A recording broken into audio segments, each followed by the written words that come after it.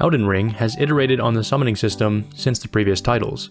Don't worry, NPC summons still exist, but From Software has added a new class of summon called Spirit Ashes, which you can collect throughout the game. They come in all different shapes and sizes, and some of them even have special abilities. Now there are a few other creators that have showcased Spirit Ashes in their videos, and they're quite enjoyable.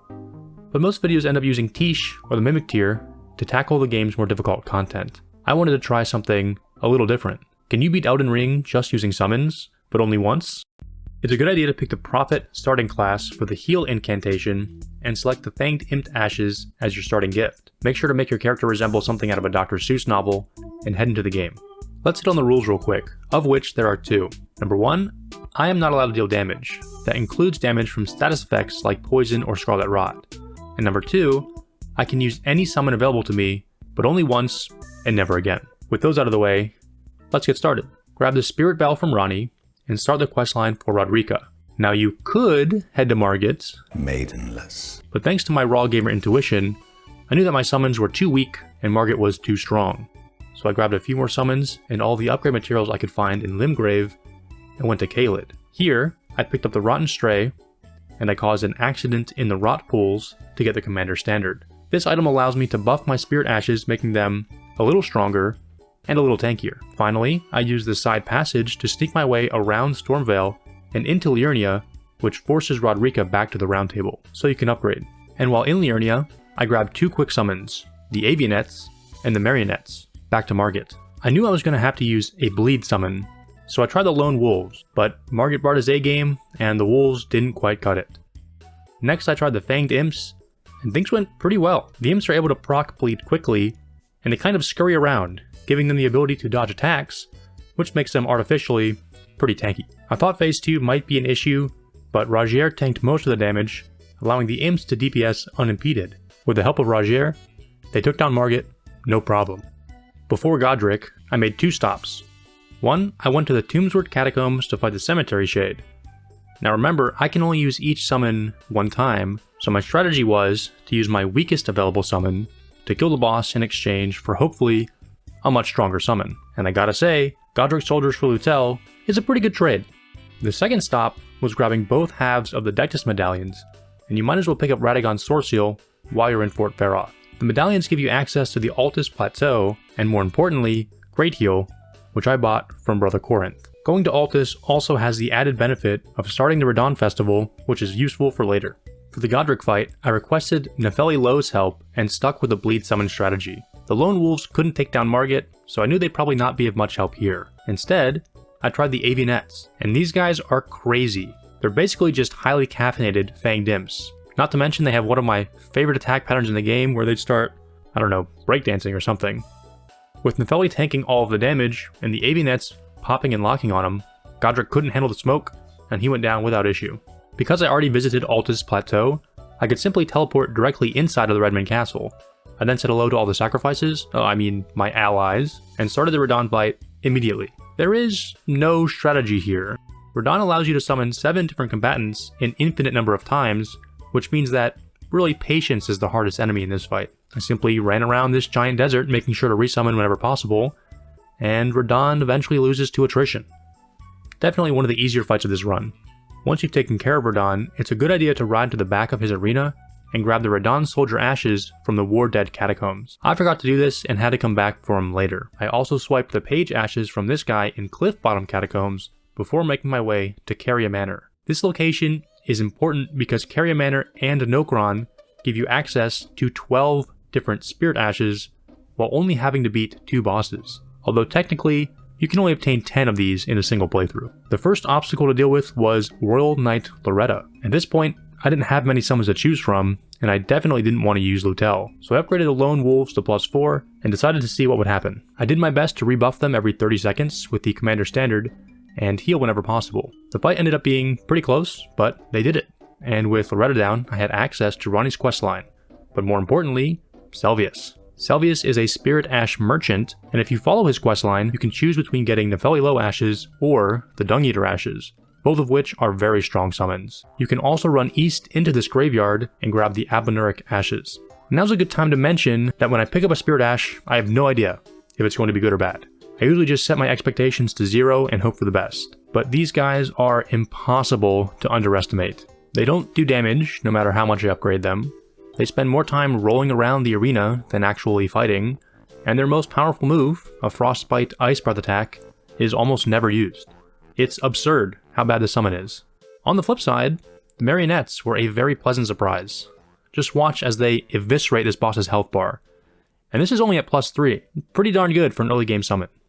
I couldn't fight Renala yet for reasons I'll mention later, so Nokron was our next location. But before going to the Eternal City, I wanted to stop by the sewers of Leyndell to speak with a Dung Eater, and to do that, I had to get past the Draconic Tree Sentinel. This was a problem. I knew none of my Spirit Ashes were even close to being strong enough, and because I was a pacifist, I didn't want to do the Poison Mist Cheese. But what if somebody else could Poison Mist Cheese him? I had 2 ashes in mind, the Miranda Flowers and the Land Squirts. I grabbed the Miranda Flowers from Caelid, and the Land Squirts from somewhere in Liurnia, I don't remember actually. Then, I went to test my hypothesis. The flowers had potential, but I could never get them situated just right. They were either too close and aggroed the boss, or too far away, and did nothing. Then I tried the Land Squirts, and... what? Let me try that again. As it turns out, the Land Squirts are a bit of a unique summon. They're the only summon in the game that has a predetermined spawn location for every fight. Normally, summons appear right beside your character or right in front of it, but the Land Squirts don't give a shit. They spawn in this corner for Draconic. In the Godfrey fight, it's in the middle of the arena. For Fire Giant, it's next to this tree, and so on. I'm pretty curious if this is intentional or was just an oversight. Aside from that quirk, they're actually pretty strong. They have high DPS and are the tankiest Spirit Ash in the game by far, with each unit having upwards of 10,000 health fully upgraded. At +9, they could have easily taken down the Godskin duo, but I had a different plan for them. Unfortunately though, their set spawn point makes them a little awkward to use, and I wasn't able to beat Draconic to get into Leyndell. So, I had to go to Nokron. I picked up the Pepper, Pickle, Piper, Glovewort, Picker thing, and I also grabbed the Great Shield Ashes. Then, it was time for the Mimic, where I would have to fight myself. But I couldn't fight myself, so I needed somebody else to fight me for me. Luckily, I could nerf me, making the fight against myself much easier for the other person, which in this case, happened to be a jellyfish. From personal experience, I knew that jellyfish were super effective against bare skin, so I summoned Aurelia and took my clothes off so that me wouldn't have any clothes on for the fight. Although I and me were defenseless, Aurelia still had trouble beating me, so I took out my buckler and I started parrying myself, allowing Aurelia to get in some free attacks against me. Aurelia was able to poison me so that I could watch myself die slowly. Beating me opens up the pathway to Night Sacred Ground and the Mimic Tier Ashes, which means I effectively traded the Jellyfish Ashes for the Mimic Ashes, making this, by far, the best trade-up in the run. While you're down here, you can grab the Fingering Blade and the Great Ghost Glovewort. However, this will end Selvius' questline, and you won't be able to get the Dung Eater Ashes. I didn't know this, so I still wanted to get into Leyndell.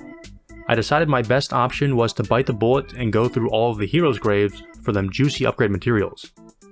It's pretty tedious, but you also get a few Spirit Ashes from this, like the Vulgar Militia and the Leyndell Soldiers. So it's worth it. Leyndell was my strongest summon in the arsenal at this point, so I upgraded her as much as I could and went back to take on Draconic. And I really cannot stress enough how insane of a summon Leyndell is. She has solid DPS, ranged and melee attack patterns, a great shield to block damage, and to top it all off, she has this instant transmission move to dodge enemy attacks. Even still, this was a tough fight. I tried to heal as much as I could, but because Leyndell is so mobile, it can be difficult. Parrying attacks also helped as it allowed Leyndell to sneak in some extra DPS. After a few attempts, we did it. We took down Draconic and I was finally able to enter Leyndell. From here, the plan was simple. Grab the Seedbed Curse and head into the sewers to speak with Dung Eater. Except, remember that I fumbled this questline when I took the Fingerslayer Blade from Nokron. Bummer. Not only did I lose access to the Dung Eater, but I also lost Nepheli Low because I didn't give her the potion. This mistake was a huge blow to the summoning arsenal. Leyndell wasn't all bad though. It is required for the story to progress, and while I was there, I picked up the Deathbed Dress. Then we had Godfrey Shade, and I wouldn't even consider this a fight. Sometimes in the run you'll have a Spirit Ash that is a perfect counter to the boss, and this is a great example. Godfrey has a hard time getting behind them, and doesn't have any magic or status type moves to speak of. I actually had to worry more about my own health than that of the summons. Immediately after Godfrey was Morgott, and unfortunately I lost the footage of me beating him, but at this point I think it's just going to be a running joke because I skipped this fight in my last video. Anyways, I summoned Malenia to help out and ended up using the Rotten Stray. Once Scarlet Rot is procced, it does like 15k damage to Morgott, so this fight ended up not being any more difficult than the Godfrey fight. Taking down Morgott leaves you with two possible routes: Mountaintops of the Giants or Nokstella. I chose the latter because I wanted to get as strong as possible before Fire Giant. I gave the Fingered Blade to Ranni in exchange for this Hourglass, which gives me access to the top of this tower holding the Curse Mark of Death. Once I have the Curse Mark, I can take this teleporter to Ol Palace Ruins. There are quite a few materials here, so it's worth it to run around and pick them all up. The Claimant Ashes can also be found here. Ol Palace will eventually lead into Nokstella, the Eternal City. Here, you can find both the Archer and Night Maiden Ashes, as well as a Ghost Glovewort bearing number 2. Make sure to grab this great Ghost Glovewort because there are only 4 in the entire game. With that, I was pretty much done with Nokstella, and I made my way to the next location, the Mountaintops. There aren't many things to do here, so I made a pit stop at the Giant's Catacombs to grab the Fire Monk Ashes, and beelined it to Fire Giant's Arena.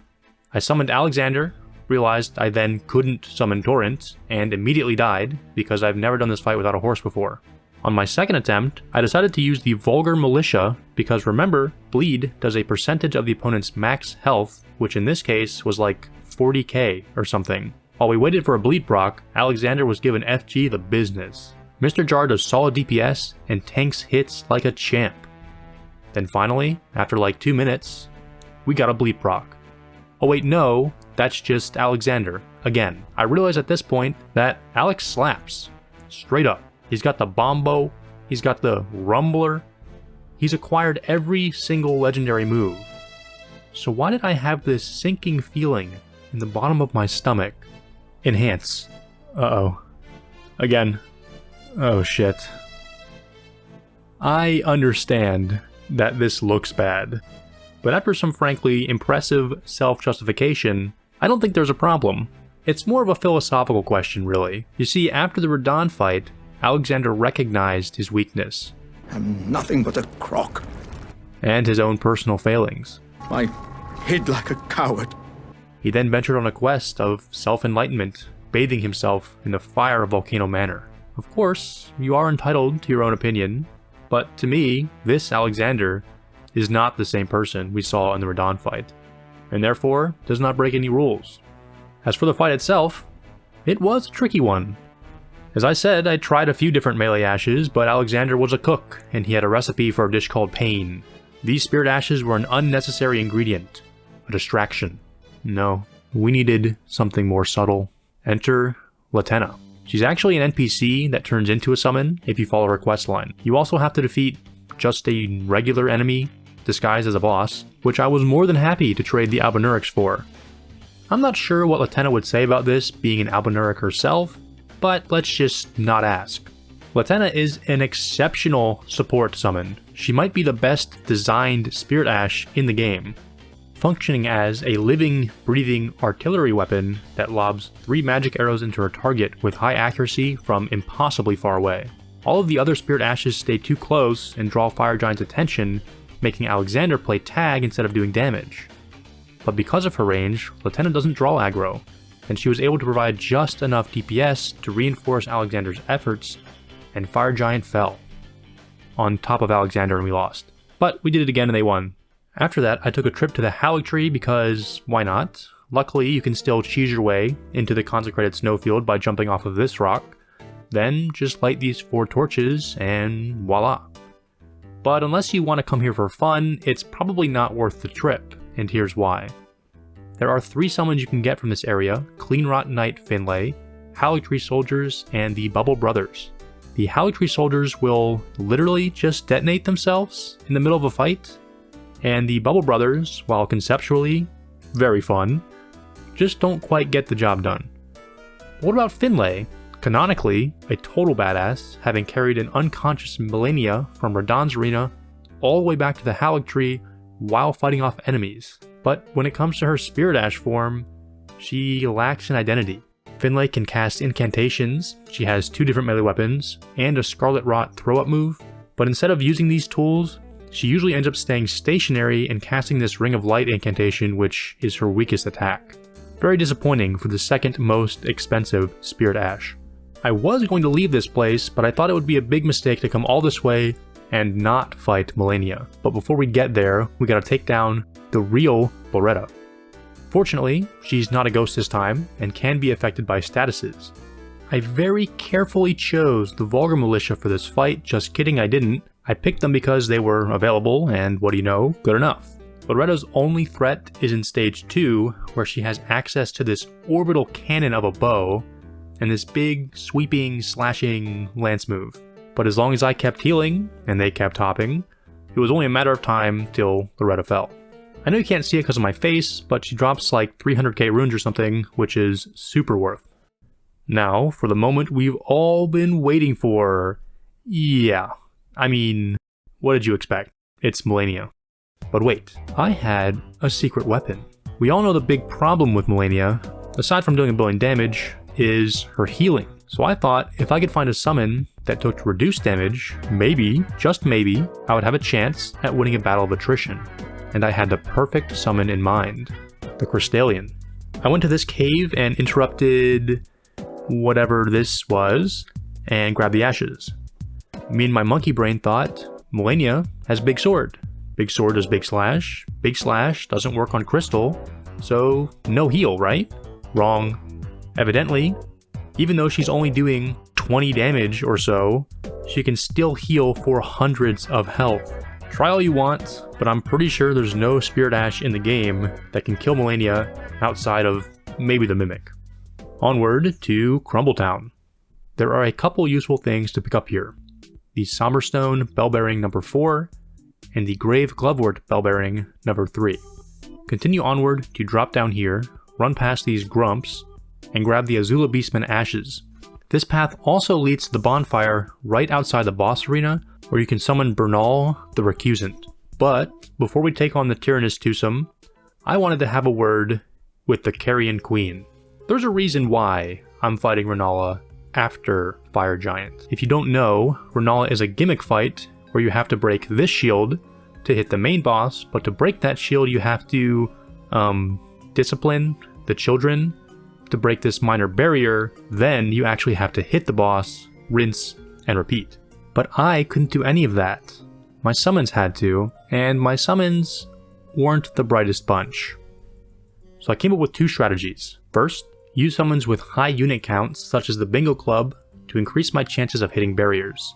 But these ashes don't do much damage, so even if they hit the barriers, they were always too preoccupied to hit Renala.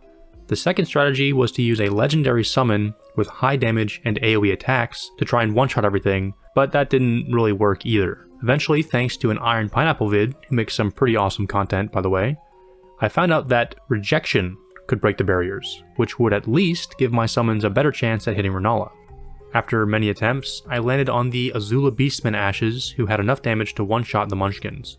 With their help and Rejection, we were able to make it to stage 2, and Renala's second phase was a breeze. With every attack, the Beastman staggered her and did like a quarter of her HP, and she was down in under 15 seconds. With that, I unlocked the ability to respec, which would be vital later on. Remember a while ago when I said I had a special plan for the Godskin duo? Well, there's a Spirit Ash that you can get after the whole Selvius debacle called Dolores.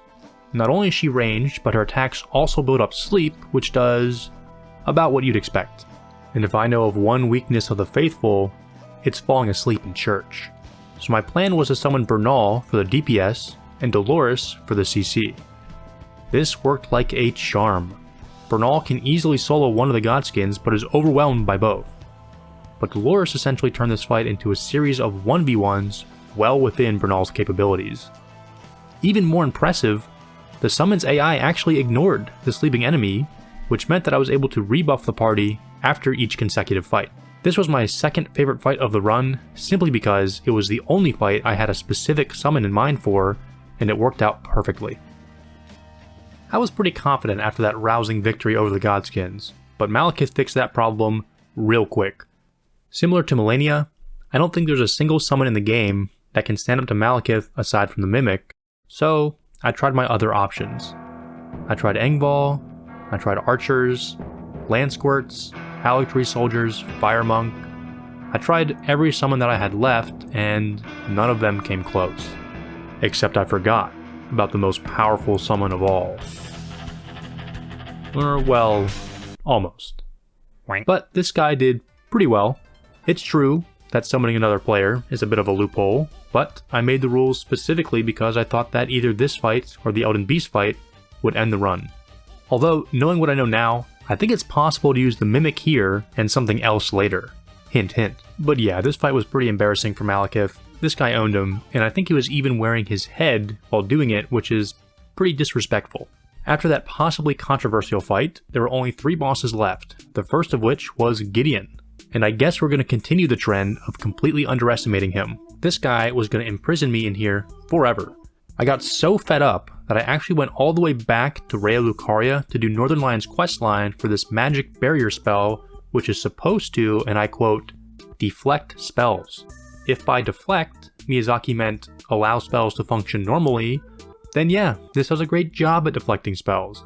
And I just want to say, thank you for wasting my time. Luckily, I had an ace up my sleeve that I didn't know about by the name of Radahn soldiers. Something weird happened when I summoned them. First they said, "It's Morbin time," and then they proceeded to beat the shit out of him. Yeah, I'm still a little bit confused about that one.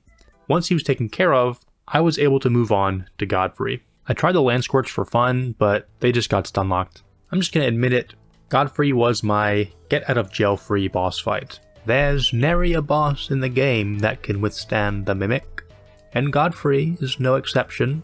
I didn't even really have to respec. I just equipped heavier armor and this Black Flame weapon art move, which does % health damage, and let him loose. Horlo was a little trickier because he can actually grab the Mimic, but it wasn't enough. As they say, a 2v1 is just no fun. Now you might be asking, why not use the Mimic on Elden Beast? Because that's boring and lame. Besides, without any proof or the slightest bit of evidence, I knew that there was another summon up to the task. But to get to that summon, we would have to get past the Valiant Gargoyles. And to get past the Gargoyles, I would have to fight them fair and square because, of course, the cheese was patched out. I certainly wasn't expecting whips to be an effective countermeasure against giant stone creatures, but I'm not here to kink shame, I'm only here to beat them off so I can get to my next location. As it happens, the Night Maidens were perfect for this role. The strategy should be obvious. Eliminate one as quickly as possible, because if only one gargoyle was hard, then there wouldn't be 2 of them. However, this was easier said than done. There are other challenges, like this guy making his weapon invisible halfway through the fight. Although, as a FromSoft apologist, I can assure you, this is a feature, not a bug. With a hefty dose of RNG, we were able to take down the normal variant, leaving the Twin Blade Gargoyle to fend for himself. And he did. He fended quite well, actually. But after some clutch healing by me, we were able to sneak out a win. Finally, we make it to the Deep Root Depths, where our heroes of this story are located. The Mausoleum soldiers. That's right, I gambled the entire run betting that this Spirit Ash would be able to take down 2 of the game's most difficult bosses. Now there are a bunch of reasons that multiple unit summons generally outperform single unit summons, henceforth known as sus. One reason is due to effective damage. Specifically in this run, the Spirit Ashes will almost always be taking aggro, and many bosses in the game have high stagger damage. So what ends up happening is, sus can be interrupted or lose their chance to attack altogether, but multiple unit summons might only have 1 or 2 units staggered, leaving the rest to freely attack. The other reason is that sus are not 5 times as strong as multi-unit summons, and buffs apply to every unit, which means the disparity can often manifest looking like this. Ready? Go! Yeah, it can be pretty crazy.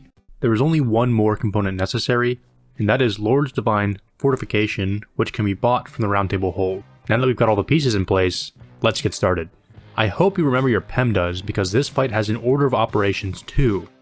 Here, it's called, Cleave, which stands for Commander Standard, Lord's Divine Fortification, Estus, Blessing of the Erdtree, and Erdtree Heal. Just to show you how powerful Divine Fortification is, this attack's damage was reduced by 60%. It is imperative that you reapply this buff every 70 seconds. This is one of the few fights in the run where the outcome is heavily based on your performance. If you mess up a heal or miss time a buff, then you'll likely have to restart the entire fight. Although Elden Beast is the real threat, Radagon is no pushover. He has a few different moves that will quickly wipe your party, even when buffed. This move being notoriously bad.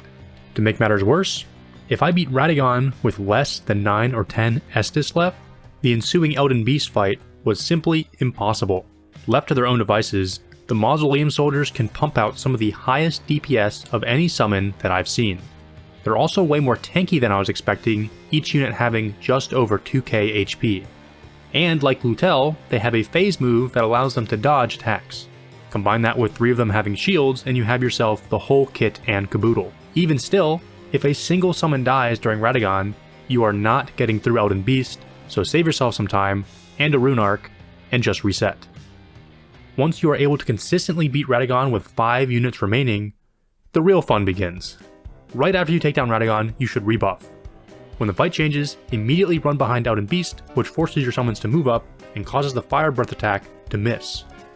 The rest of this fight is 80% luck, 5% skill, 15% pain, and of course 100% reason to remember the name. Even if you play perfectly, sometimes your buddies will still get one-shot by unblockable attacks infused with the power of cringe, and you'll have to restart the whole fight.